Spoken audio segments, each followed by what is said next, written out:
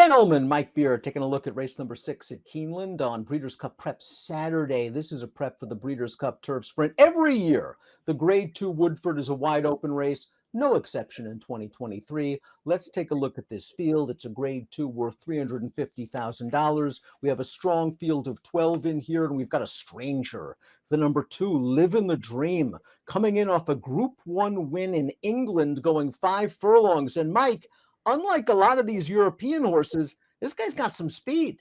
Yeah, that's exactly right. Comes in off of probably the best race of his career, too, when he won that Nunthorpe. That's a race, too, Dan. I mean, it's hard to tell sometimes when you watch him. It seemed like a pretty fast pace, and they just went right to the front with this horse, and he forgot to stop at a big price. Maybe he makes the lead right back. But does he have U.S. pace? We throw up the Timeform U.S. pace projector. We're expecting a fast pace. We know Bad Beat Brian. He's pretty quick out of the gate, and he's getting a little bit of a cutback in distance that can help him. Capola's quick as well. Cavan's got to deal with an outside post position, but several of these horses, Mike, Coffee Maker, Our Shot, while they're tactical, they're also fast. There's some speed in this race, to be sure. I guess we'll see how it all plays out with the shipper, Dan, because I got to believe that as far as Livin' the Dream goes, if that horse gets out of the gate in this race, I think he might just be a little bit faster than these horses early. Bad Beat Brian finished in a dead heat for 4th in this race last year. A race where he bobbled a little bit at the start and then wound up in the pocket. The trip was okay. I think he's at his best when he's forward, as he was in this race at Kentucky Downs last time out, going 3/4 of a mile. He made the lead in here. He's game. He gets beat in neck. And this has kind of been the story of Bad Beat Brian's career, whether it's been a bad beat or not. Sometimes he finds one or two just a little better. That's what makes him a little bit hard to take, at least in races like this, Dan. I mean, you have to give him the credit for he's very consistent, and he just shows up and he runs his race every single time. But you can just look at any one of his recent races, especially when they run him against stakes horses like this. He runs well. He very rarely gets the job done. Live in the Dream is the number 2, and this is the big question mark in the race, coming from overseas. In that last start, it was on firmer ground, and he just was quick from the gate, and he kept right on going at a big price. Now, he paid about $58 that day, so we'll have to find out if he's for real. He's going to be a much shorter price here in Keeneland. But, Mike, like you, I was fairly impressed with that performance. I like the running him here. I like that they're running him here, too. I think he's a super dangerous horse in this race, not only because of his speed, just because, listen, we know what we get from most of our turf sprinters in this country, Dan. There's some good ones, but for the most part, the races are wide open. And this horse seems like he's going to fit right in here, especially if he gets out of the gate. He's got to go 5.5 now. He's mostly a 5 furlong horse over there. We'll see if that works against him. I'm not way against this horse, but I wouldn't bet him as the favorite. But you wonder if this is their Breeders' Cup, because the turf sprint's 6.5, and that might just be a little bit far for a speedball like this. 5.5, if he can get it. He's been able to get 5 with no issues whatsoever. It's all about how he gets out of the gate, as many European horses do, and how he does with a little bit of American speed. Let My People Go is the number 3, up close to the pace last time out at Kentucky Downs. Won't hold that race too much against him. He ran okay to be second 2 starts back at Ellis Park, going the 5.5. This is a horse that's kind of tactical. He's hoping for some pace in front of him. He gets the great John Velasquez. Yeah, I mean, listen, he's only a recent convert to turf, really. They tried it a couple times early on, but they've really come back to it for his most recent starts. What is there to knock about this horse's form, Dan? He's right there every time. He's running really fast races. He seems like he has a good running style for this kind of a race, especially if there's pace in front of him.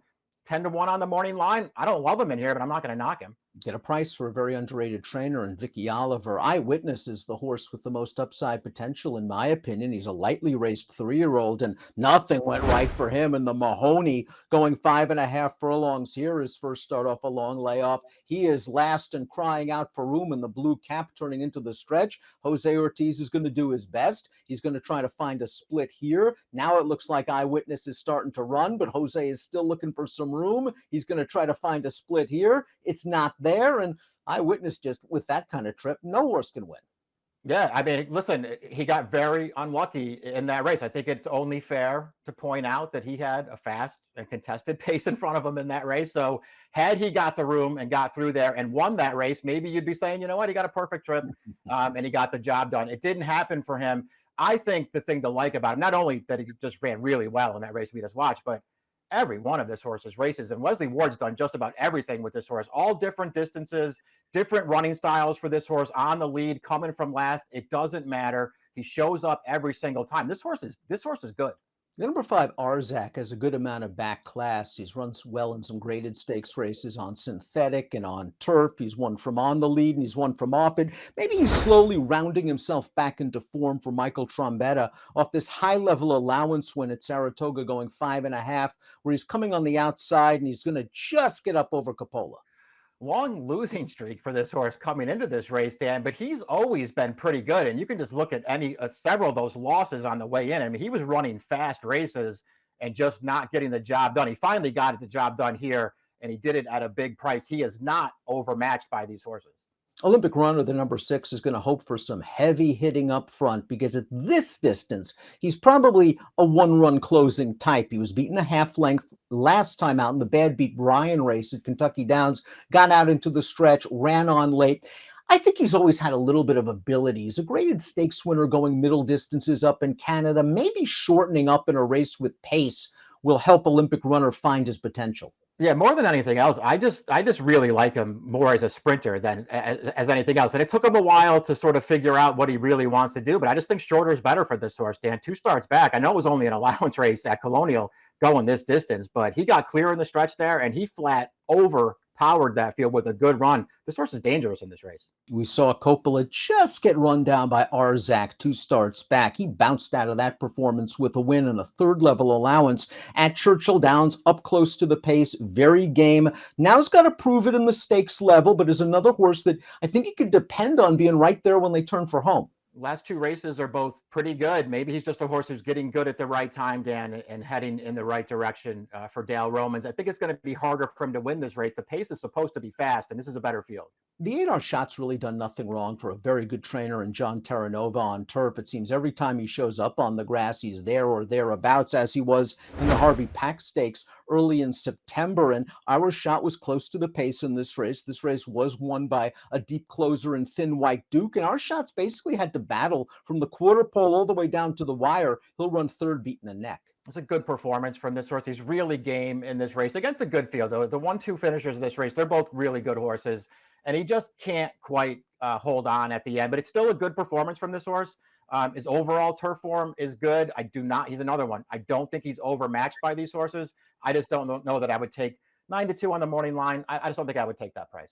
In a race with several speeds, I think the 9 Coffee Maker has kind of sneaky speed. This is a horse that's always shown some ability. It's a shame his career has been plagued by various layoff lines. Here's his most recent start, however, at Saratoga back in August. He made the lead with no issues whatsoever as the favorite in this high-level allowance, and he keeps right on rolling. 97 Beyer speed figure, by far the best in his career. Maybe he's coming into his own. Maybe she's coming into her own. It's a good performance, Dan. I mean, she did have a really good trip in this race, but it's still a good performance, and it's a fast race. She's run well against colts in the past.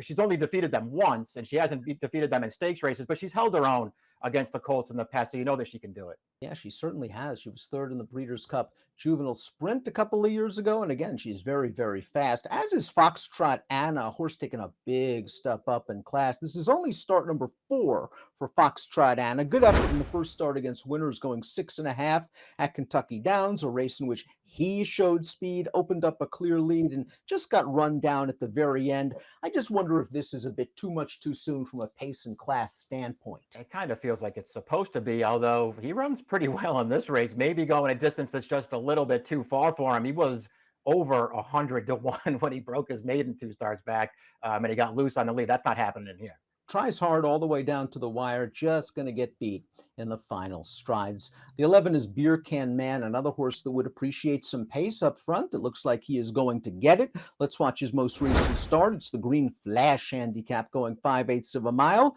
Beer Can Man, you're going to see sneak on through down towards the inside. He's going to finish 3rd to Motorius, who looks like one of the top contenders for the Breeders' Cup Turf Sprint out in Southern California. This is a good horse that's going to run him over in the stretch here, and that's after Beer Can Man got a really good trip coming through on the inside. He runs well, though. It's a really nice horse that winds up winning this race.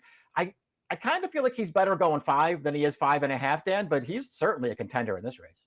Kavad switched to turf last time out. He's yet to win on the surface, but he's only campaigned on it 3 times. He finished third behind Coppola. I thought all in all the trip worked out for him, but it's not like that pace was very, very fast. So maybe Coppola had things his way getting the jump on Kavad. That being said, need to see a little bit more out of him as he tries for his first turf victory from a tough outside post. I mean, I agree that the pace could be faster in front of him this time, and maybe it'll help Dan. But are we sure that this horse is an effective closer? I'm not really sure that he is, and he's got a tough post.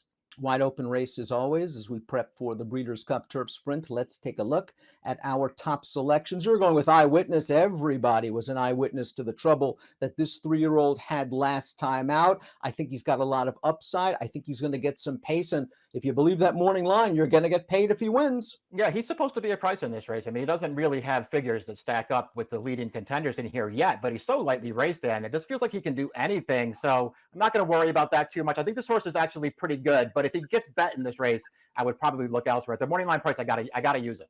Always been a fan of Olympic Runner. Always wanted him to be a graded stakes sort at middle distances. Maybe he's a cut below there at this point in his career. I like him turning back. He was able to win sprinting off a good pace 2 starts back. I'm expecting him to kick along with your horse in the stretch. 4, 6, 5, 11 for Mike, 6, 2, 1, 11 for me. It is the Woodford at Keeneland on Saturday. Best of luck.